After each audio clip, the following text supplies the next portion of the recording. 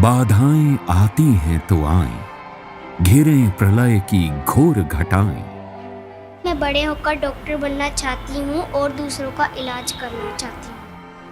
पांवों के नीचे अंगारे, सिर पर बरसें यदि ज्वालाएं।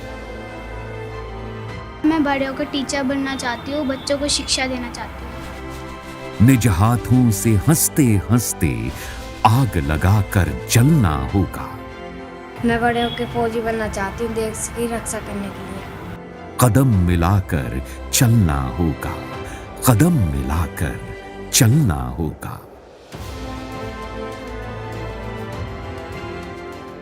बचपन से ही अपने हाथों की मुट्ठी में इन बच्चों ने न जाने कितने ख्वाब दबा रखे हैं।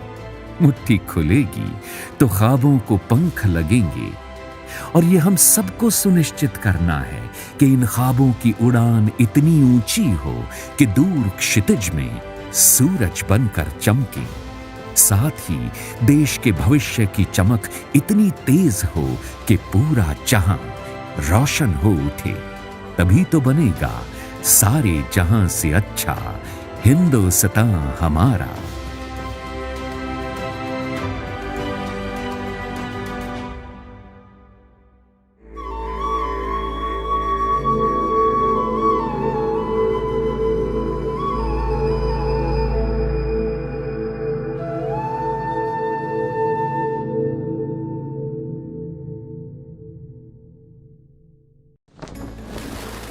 भारत एक ऐसा देश जिसकी करीब 60% आबादी की उम्र 25 साल से कम है और भारत के दिल के करीब बसा राज्य हरियाणा, जिसकी मिट्टी ने लगातार देश का नाम रोशन करने वालों को जन्म दिया। जिस राज्य या देश की आबादी में एक बड़ा हिस्सा जवान हो, ऐसे में उसका भविष्य भी उन जवानों और बच्चों पर निर्भर करता है। भविष्य को निखारने के लिए उनके वर्तमान यानी बचपन को संवारना भी उतना ही जरूरी है। भारत की संसद से शिक्षा का अधिकार अधिनियम 2009 पारित होने के साथ ही बच्चों को निशुल्क और अनिवार्य शिक्षा का मौलिक अधिकार मिला। इस कानून के बाद देश की हर राज्य सरकार की जिम्मेदारी तय हुई कि वो केंद्र सरकार के साथ कंधे से कंधा मिलाकर चले और देश के हर 6 से 14 वर्ष के बच्चे को निशुल्क और अनिवार्य शिक्षा मुहैया कराए। 1 अप्रैल 2010 से लागू होने के बाद इस अधिनियम से करोड़ों बच्चों का भविष्य संवारा जा चुका है। लेकिन अभी भी देश में ऐसे लाखों बच्चे हैं जो शिक्षा से वंचित हैं, जो न तो कभी स्कूल गए और स्कूल के बारे में कभी सोचा भी तो जाना संभव नहीं हो पाया। ऐसे बच्चों के लिए केंद्र सरकार साल 2010 से ही विशेष अभियान चला रही है, जिसे राज्य सरकारें तमाम विभागों और सामाजिक संगठनों की मदद से सफल बना रही हैं।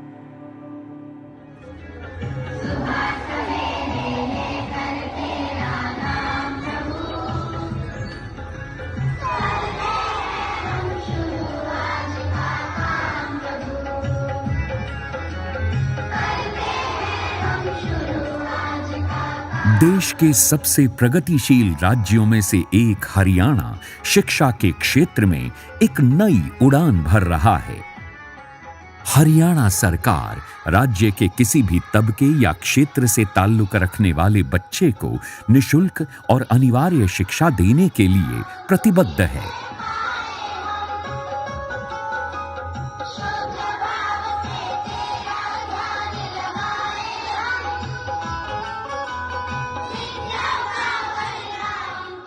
इसके तहत हमने ये सुनिश्चित करने की कोशिश की है कि सारे बच्चे स्कूल में आएं और स्कूल में रहें और 14 साल की उम्र तक और 8वीं क्लास तक पढ़ें।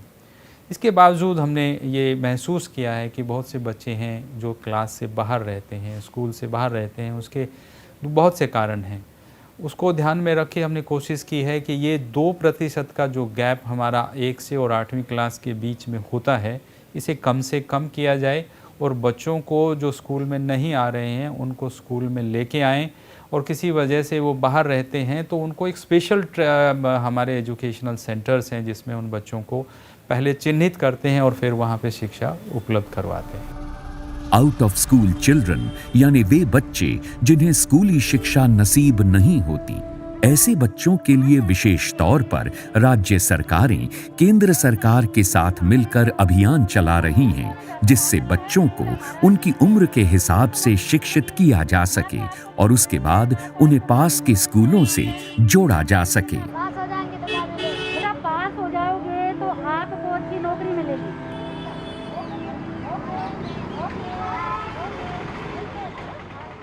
गवर्नमेंट की तरफ से एक स्पेशल प्रोग्राम जो आउट ऑफ स्कूल चिल्ड्रन के लिए हमने एक बनाया हुआ है, और इस प्रोग्राम के तहत हमने पिछले 5 सालों में हमारी 2 NGOs के साथ हमारा MOU हुआ है।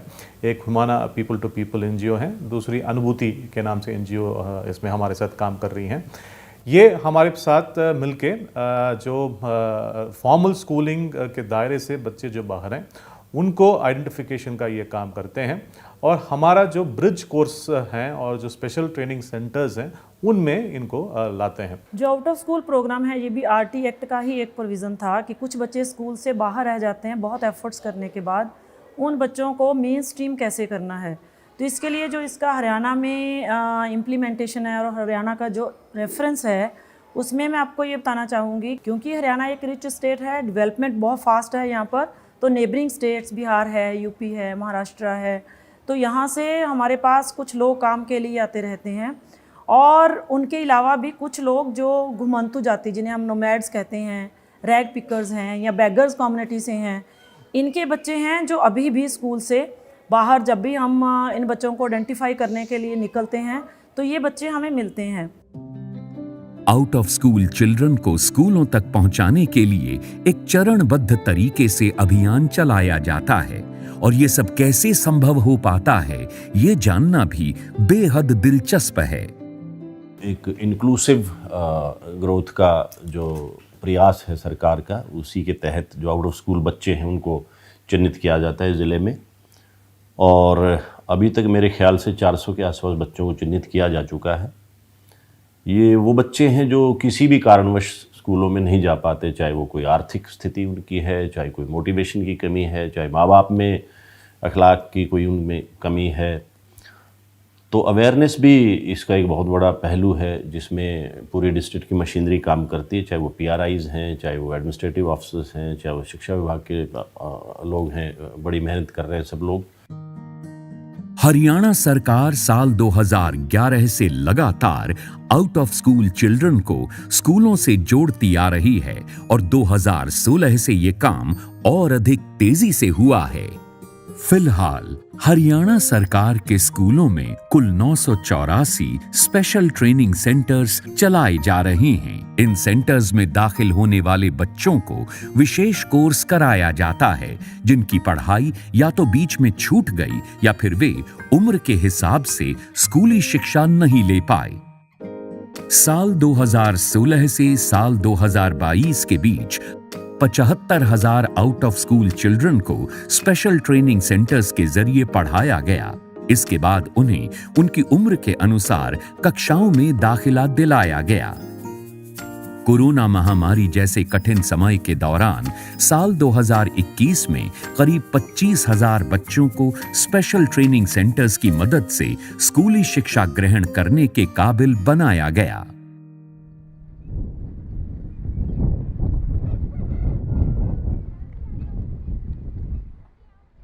और इन बच्चों में वसीम जैसे बच्चे भी शामिल हैं, जिनके लिए स्कूल जाना किसी ख्वाब से कम नहीं था।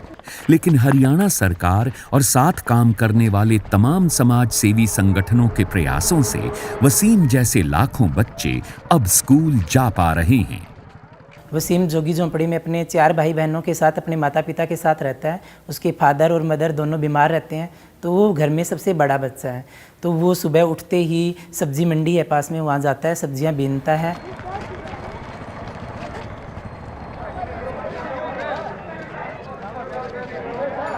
वहाँ पर ट्रालियाँ, ट्रैक्टर सुबह 4 बजे शुरू हो जाते हैं मंडी में आने, सब्जियों से भरे हुए होते हैं। तो जैसे भी स्लोप पर ट्रालियाँ चढ़ती हैं तो कुछ सब्जियां नीचे गिर जाती हैं, या एक दिन पहले की कोई बची हुई सब्जियां जो रेडी वाले वहाँ पर फेंक जाते हैं बची हुई सब्जियों को, वो उन सब्जियों को इकट्ठा करते थे। वो सब्जियां खुद घर के लिए ले आता है, कुछ वहाँ बेच देता है, तो इससे उनका घर का गुजारा हो रहा था।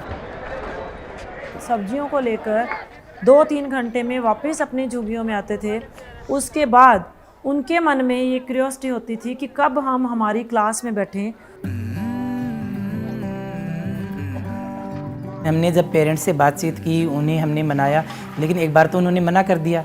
जाहिर सी बात है, वो वही बात दोहराते हैं कि हमारी जीविका इन्हीं बच्चों से चलती है।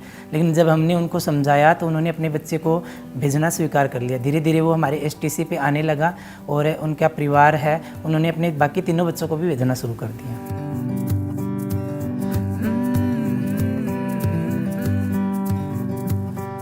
वो बच्चे तैयार होकर हमें 7-8 बजे तक वो सेंटर पर हमारे ईवी के पहुंचने से पहले, हमारे पहुंचने से पहले वो बच्चे उस जगह को साफ़ करके मैट बिछाकर बैठे मिलते थे। वो बच्चे यूनिफॉर्म में होते थे, उन बच्चों के हाथ में बुक्स होती थी, वो बच्चे पढ़ रहे होते थे और उनके पेरेंट्स भी इन बच्चों की पढ़ाई से बहुत खुश थे। आउट ऑफ स्कूल चिल्ड्रन के लिए विशेष तौर पर चलाए जा रहे अभियान के तहत वसीम को स्पेशल ट्रेनिंग सेंटर से जोड़ा गया, जहां उसे उसकी उम्र के हिसाब से ट्रेन किया गया। वसीम के मन में कूट कूट कर आत्मविश्वास भरा गया। स्कूल जाने के बाद वसीम की दुनिया पूरी तरह से बदलने लगी है। हर कोई सोचता है कि बच्चा मेरा बहुत ऊंचा जाए और बड़ा नाम करे, बस यही है सपना। और क्या बताएं सर, अभी नहीं कहेंगे कि डीएम बने, एसडीएम बने, कलेक्टर बने, बस बच्चा हमारा नौकरी करने वाला हो, 2 पैसे कमाने वाला हो, बस हमारी यही है। शुरू में वसीम में जो चेंजेस देखे हैं, सबसे पहले है कि वो सुबह उठता था, जैसे उठता था उसी रूप में वो सब्जी मंडी चला जाता है और पूरे दिन 7-7, 8-8 दिन नहाता भी नहीं था। लेकिन जब से हम एसटीसी पे उसको लाना शुरू किया, उसके बाद हमने धीरे धीरे उसमें वो चेंज किए, साफ़ सफाई रखना, घर को, मतलब उसके बाद उसके बोलने चालने के हर तरीके में बहुत ज़्यादा चेंज आया है और बच्चा इंटेलिजेंट भी बहुत है। वसीम अब स्कूल जाने लगा है और वसीम जैसे बच्चों को स्कूल पहुंचाने में सबसे अहम भूमिका निभाते हैं एजुकेशन वॉलंटियर्स।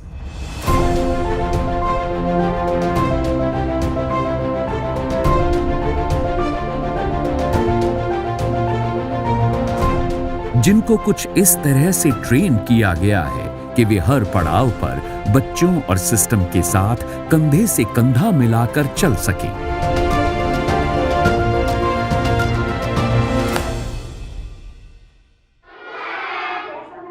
अपनी ट्रेनिंग पूरी होने के बाद एजुकेशन वॉलंटियर्स को स्पेशल ट्रेनिंग सेंटर्स चलाने की जिम्मेदारी सौंपी जाती है और इन्हीं स्पेशल ट्रेनिंग सेंटर्स में बच्चों को 20 से 25 के ग्रुप में पढ़ाया जाता है, जिसे ब्रिज कोर्स भी कहते हैं। इस ब्रिज कोर्स की मदद से ऐसे बच्चे जिन्होंने कभी किताब नहीं थामी, उन्हें इस काबिल बनाया जाता है कि वे अपने हम उम्र छात्र छात्राओं के साथ स्कूल में बैठकर पढ़ सकें। हमारा जो टीचर है वो 3 तरीके से काम करता है। पहला, ओपनिंग ऑफ द क्लासरूम, क्योंकि बच्चा है जो डिफरेंट बैकग्राउंड से आता है, डिफरेंट कल्चर से आता है और उसके घर का जो व्यवहार होता है, जो इन्वायरमेंट होता है, वो बहुत अलग किस्म का होता है। तो उस सभी बच्चे को एक साथ एक पेज पे लाने के लिए एक क्विक ओपनिंग होती है जिसमें हम एनर्जाइज़र यूज़ करते हैं। साथ ही साथ हम मेडिटेशन से दिन स्टार्ट करते हैं, जहाँ 1 मिनट बच्चे को आँख बंद करके संतुलित विचारों में को लाते हैं, ताकि बच्चा सब क्लासरूम में वापस आ पाए अगर अलग अलग जगह थॉट्स हैं तो।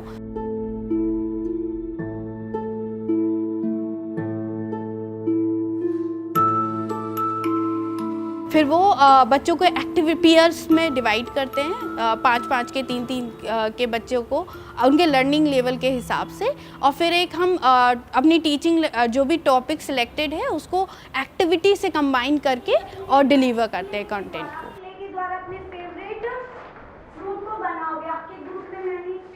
With the Right to Get Education Act, we wanted to create a program that on one side was aligned with the right to education act के साथ हम एक ऐसा प्रोग्राम बनाना चाहते थे जो एक तरफ तो उस समय के सर्व शिक्षा अभियान के हिसाब से हो और दूसरी तरफ हर बच्चे की उम्र के हिसाब से भी हो, जो बच्चों को किसी भी लर्निंग लेवल पे एंटर करने में मदद करे। हमें लगता है कि आउट ऑफ स्कूल चिल्ड्रन के लिए सबसे बड़ा चैलेंज वही होता है कि जब वो स्कूल में जाते हैं तो उनको वहाँ चल रही पढ़ाई के हिसाब से एडजस्ट करने में दिक्कत आती है।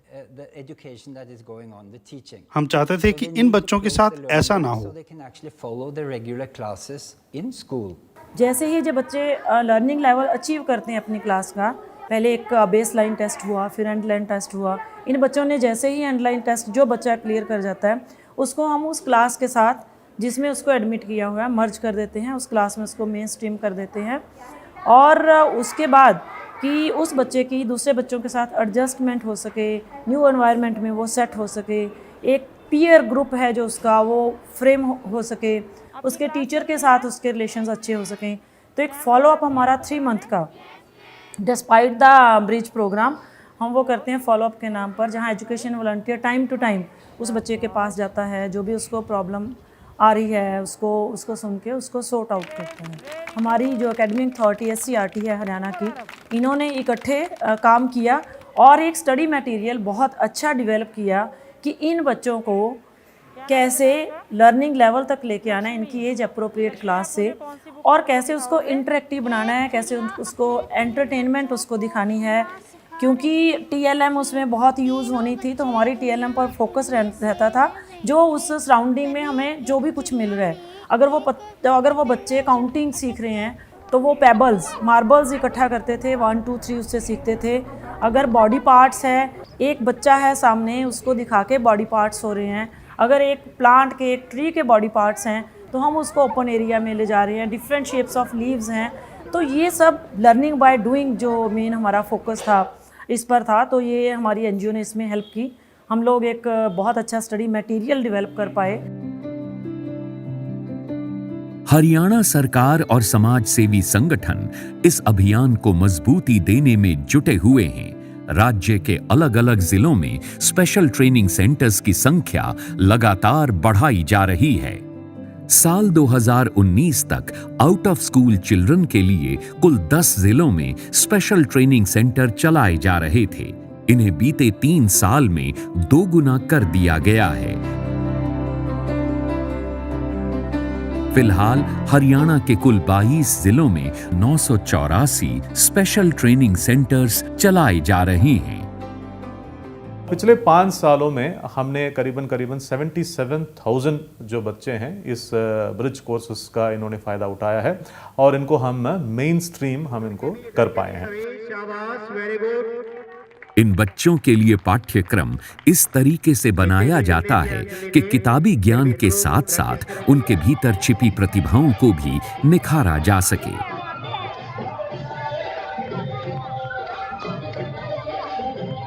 क्या चीज लग रही है आपको ये?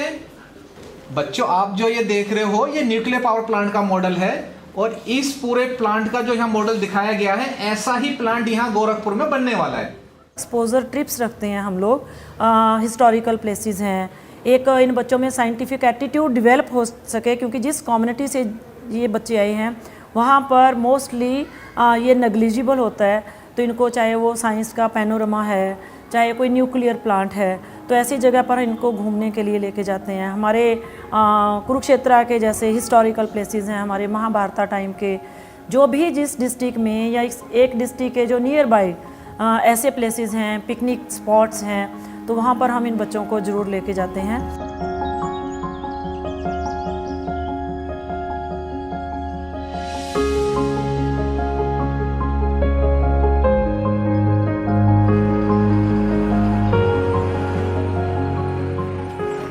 सरकार न सिर्फ बच्चों को शिक्षा देने की जिम्मेदारी निभा रही है, बल्कि साथ ही साथ स्पेशल ट्रेनिंग सेंटर में आउट ऑफ स्कूल चिल्ड्रन की दिनचर्या को अलग अलग तरह की गतिविधियों के जरिए रोचक भी बनाया जाता है, जिससे पढ़ाई में उनका मन लगा रहे।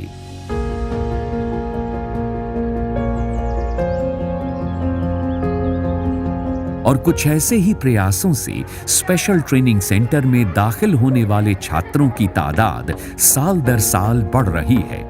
साथ ही स्पेशल ट्रेनिंग सेंटर में ब्रिज कोर्स पूरा करके स्कूली शिक्षा शुरू करने वाले बच्चों की संख्या भी बढ़ी है।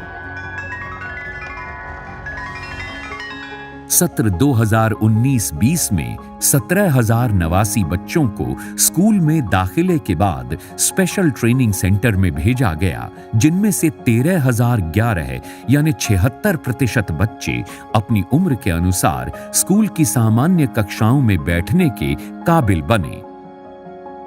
सत्र 2021-22 में रिकॉर्ड और बेहतर हुआ। इस सत्र में स्पेशल ट्रेनिंग सेंटर के लिए एनरोल होने वाले बच्चों की संख्या 29,097 रही, जिनमें से करीब 87% बच्चे ब्रिज कोर्स के बाद हम उम्र छात्रों के साथ पढ़ने के काबिल बने।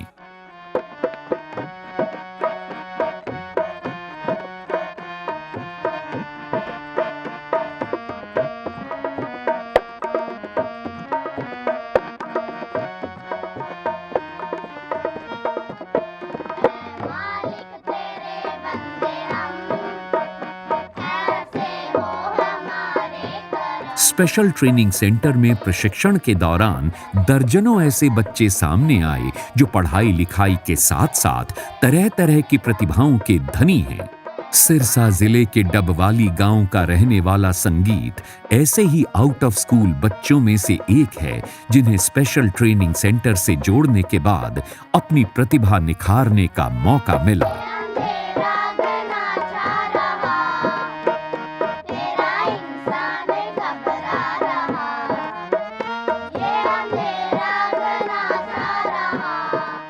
इन बच्चों में बहुत एक्स्ट्रा टैलेंट है जो हमें देखने को मिला।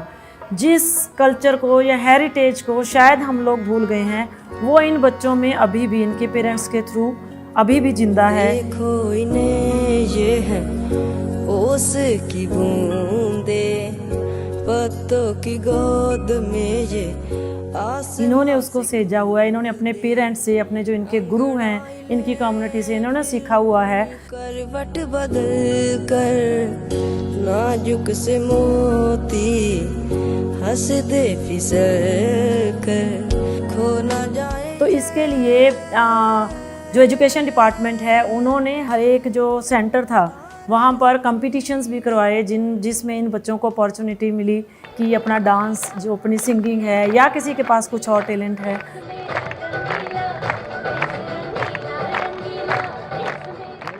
या कुछ स्पोर्ट्स में इनकी एक्टिविटीज़ थी वो करवाई।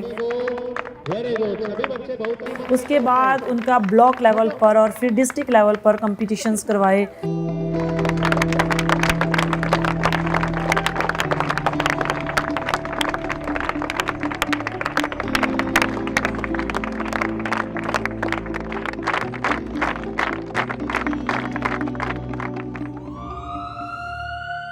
लेकिन कहते हैं ना कि चुनौतियां बताकर नहीं आती। एक ऐसी ही चुनौती साल 2020 में कोरोना महामारी के रूप में पूरे देश के सामने आ खड़ी हुई। पूरा देश कोरोना के खिलाफ लड़ाई लड़ रहा था, तो स्कूलों और स्पेशल ट्रेनिंग सेंटर्स को मजबूरन बंद करना पड़ा। इस मुश्किल समय में सरकार के सामने चुनौती ये थी कि जिन बच्चों का अभी किसी स्कूल में दाखिला नहीं हुआ है, उनकी पढ़ाई को अगर बीच में रोक दिया गया तो बच्चे राह से भटक जाएंगे और उनके विकास पर भी असर पड़ेगा।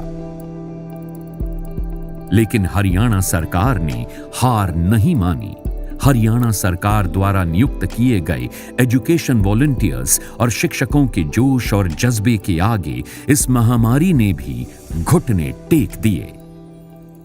इस सारी प्रक्रिया में दो चीज़ों पर हमें विशेष ध्यान देना होगा कि बच्चों को स्कूल तक लाना है और वो सारी व्यवस्थाएं वो सरकार से, अभिभावकों से करने की अपेक्षा की जाती है। इसको ध्यान में रख के हमें बहुत ज़रूरी तौर पर ये सारे के सारे कदम उठाने चाहिए और सरकार ने ये मकसद रखा है कि हम सब बच्चों को ट्रैक करें और ये कोशिश करें कि जीरो हमारा ड्रॉप आउट हो। जो भी प्रॉब्लम्स है आने वाले टाइम में वो नई जनरेशन ही सॉल्व कर सकती है। तो उस चीज़ों को देखते हुए we are creating a movement of leaders, जो कि लोकल यूथ है, जो इन बच्चों को, आउट ऑफ स्कूल बच्चों और ड्रॉप आउट बच्चों को केटर कर रहे हैं, उनको वापस स्कूल में ला रहे हैं। और हमारा मकसद केवल मेन स्ट्रीम करना ही नहीं है, हम चाहते हैं बच्चा रिटेन भी करे स्कूल में।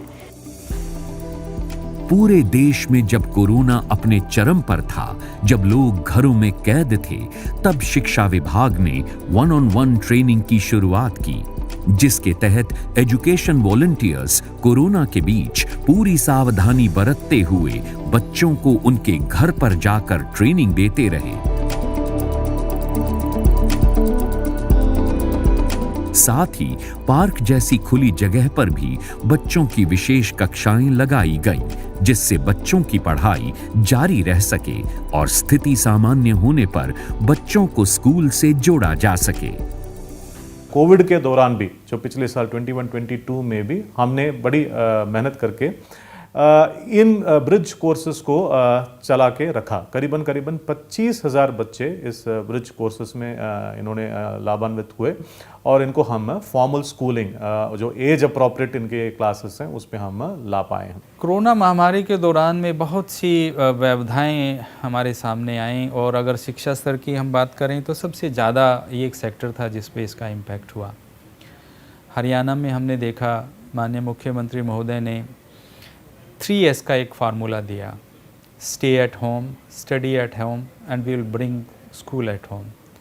इसके माध्यम से हमने कोशिश किया बच्चों को व्हाट्सएप के माध्यम से एजुकेशनल स्टैंडर्ड्स को इम्प्रूव करने के लिए ऑनलाइन क्लासेस चालू की गई। यूट्यूब के माध्यम से एजुसेट के सिस्टम को इसके साथ में जोड़ा गया, टेलीविज़न को जोड़ा गया।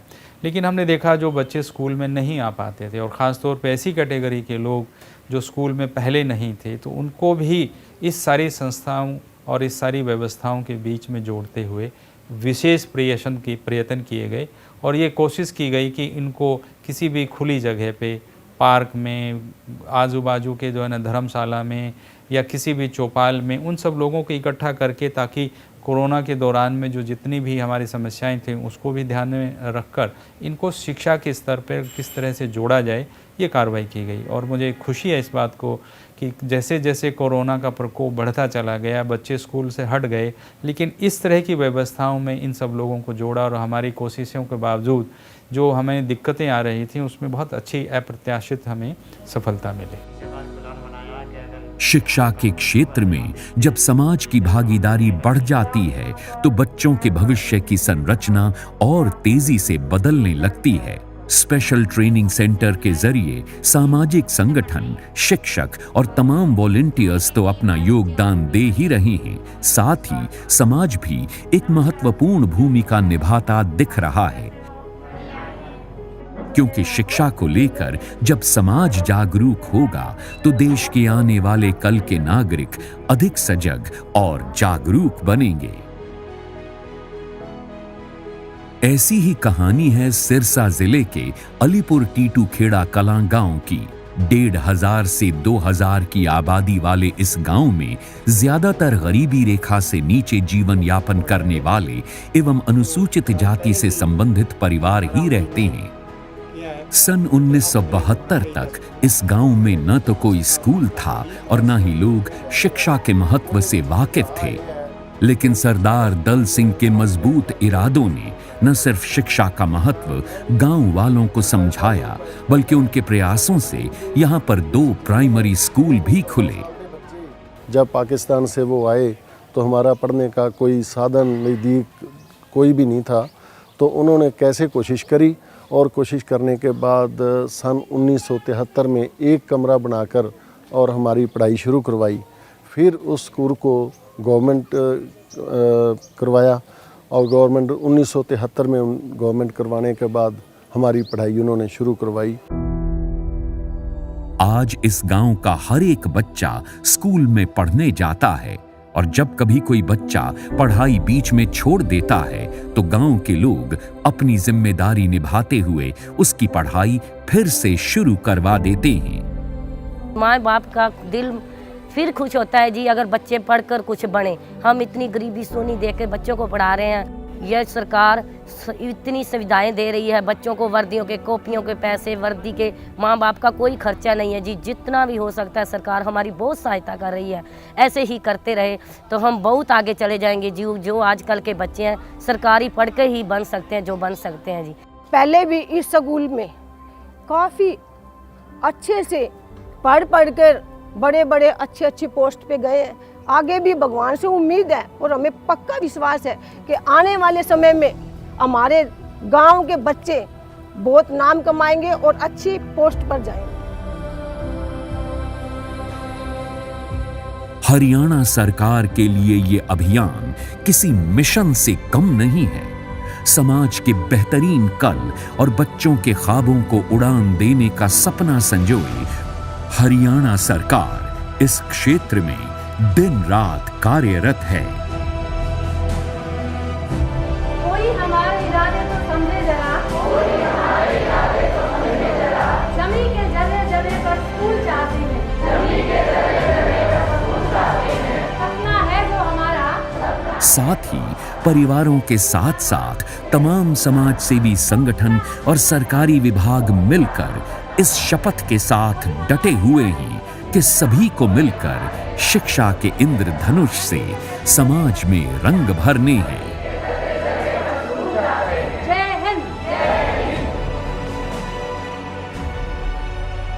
प्यारे बच्चों, चलो हम सब मिलकर स्कूल चलें।